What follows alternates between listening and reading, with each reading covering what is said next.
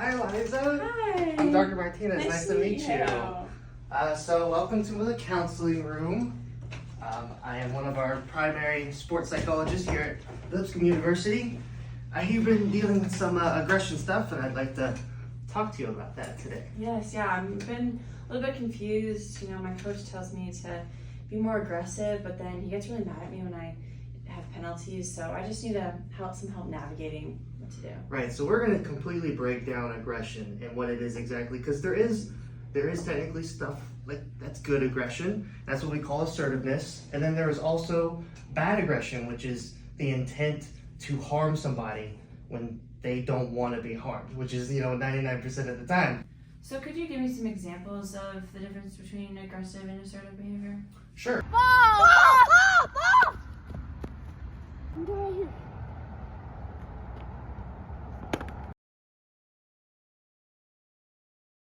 There are four main components of the behavior that is aggression.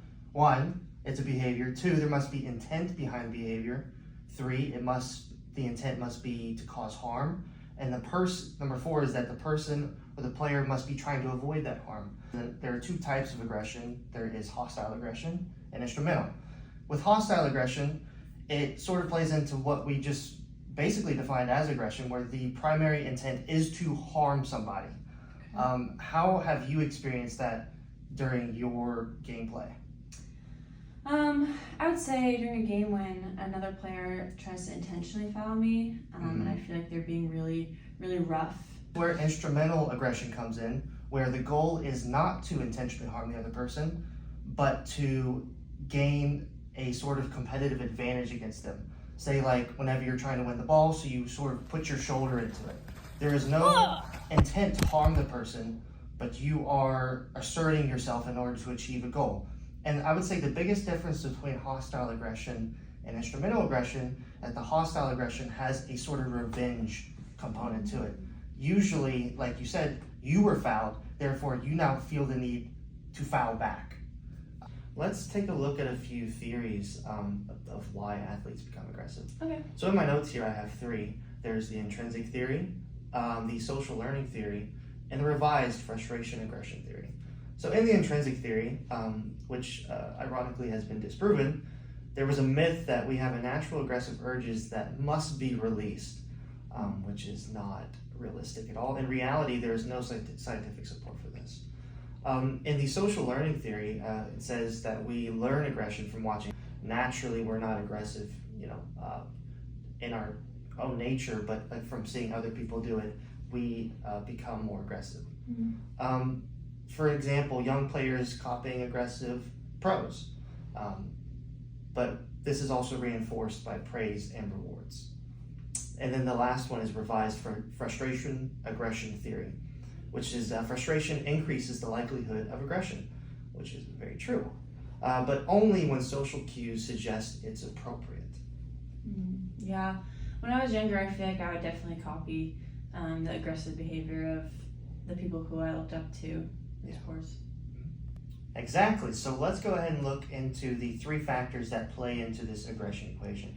First, we have our physical factors, which would be, the temperature outside or how fatigued you are. I slept terrible last night. I don't want to pitch. I slept great last night. Give me the strike everyone else. Maybe you had a really stressful day, and therefore your gameplay or your awareness in the game isn't all that great. Oh, this day really sucks. I can't believe my girlfriend just broke up with me. No wonder your girlfriend left you.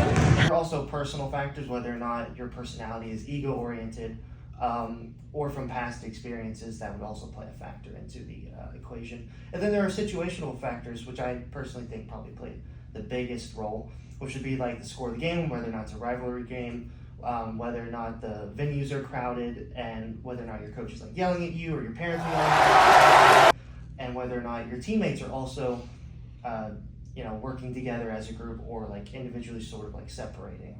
I think that all plays a part. Yeah, I can totally see how all those things would affect my aggression levels, and they have. Let's focus on some positive strategies, shall we? Monitor early warning signs, use deep breathing and relaxation, practice problem solving skills, develop empathy for people that you're playing against, and then focus on personal performance goals and not dominating the other team or even winning, because those aren't necessarily the most important. What strategies do you think might work best for you? Yeah, I think the breathing strategy would work really well. I think if I'm able to kind of just take a step back and slow down a little bit and get a little bit in control of my mental space and also physically how I'm feeling, then I think that would really benefit my performance. Exactly. Remember, the goal isn't to completely eliminate intensity, but to channel assertiveness.